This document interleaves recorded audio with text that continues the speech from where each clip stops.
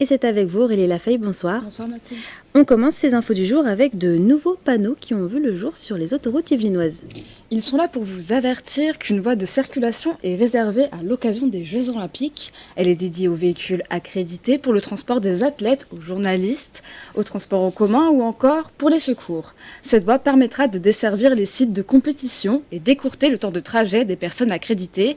Les axes concernés sont la 12 entre Reconcourt et Montigny-le-Bretonneux, ainsi que la 13 entre la porte Maillot et Reconcourt.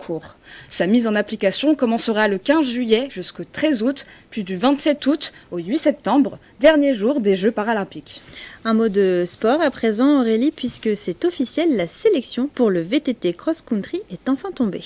Ils seront 4 tricolores, 2 femmes, 2 hommes, pas de surprise. Pauline Véran-Prévost, Loana Lecomte, Victor Korensky et Jordan Sarrou affronteront le parcours de la colline d'Elancourt aux Jeux Olympiques.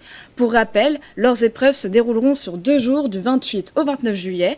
Si vous voulez avoir un avant-goût des Jeux de Paris, vous pouvez regarder nos reportages sur le Test Event, une course organisée en septembre dernier en conditions réelles. Vous allez nous parler à présent Aurélie d'une technique de recrutement assez insolite. Et oui, une après-midi de recrutement mélangée à des matchs de tennis, c'est le concept de l'association Faites le mur Trappe, en partenariat avec France Travail, la mission locale, l'IFEP et FAS Yvelines. Les demandeurs d'emploi ont pu participer à Jeux 7 et Job, une initiative qui tente de casser les codes du recrutement professionnel. Grâce au sport, les candidats peuvent révéler des qualités qui seraient moins visibles en entreprise, comme la persévérance. Au total, 7 entreprises étaient présentes, notamment dans le secteur de l'aide à la personne, de l'hôtellerie et de l'intérim. On a environ 20% d'issues positives à la fin du job dating. C'est ce qu'on essaye d'avoir à peu près en moyenne sur chaque job dating. Et donc c'est un candidat sur 5 forcément qui donc est embauché à la suite du job dating ou bien qui continue sur une formation. La semaine prochaine, dans l'émission Sky Echo, Clara de Frutos reviendra sur le jeu 7 et Job. Diffusés au Festival de Cannes, les films de la quinzaine des cinéastes débarquent dans les salles obscures et c'est en avant-première. La quinzaine en salle, ça commence aujourd'hui. Jusqu'au 16 juin, le cinéma UGC Roxane à Versailles propose les courts et les longs métrages qui ont été présentés à Cannes en parallèle du festival.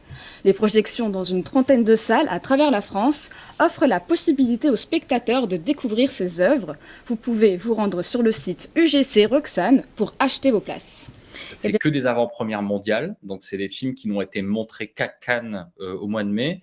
Et donc, avant tout le monde, j'ai envie de dire en France, mais même à l'international, les spectateurs de la salle de Versailles vont pouvoir voir ces films en avant-première. Il va y avoir beaucoup de diversité de choix. Il y a des comédies, des drames, du cinéma de genre, il y a du documentaire, il y a même du cinéma d'animation pour le jeune public. Donc voilà, c'est un peu ça la diversité de la quinzaine. Eh bien, merci beaucoup Aurélie Lafay pour toutes ces informations.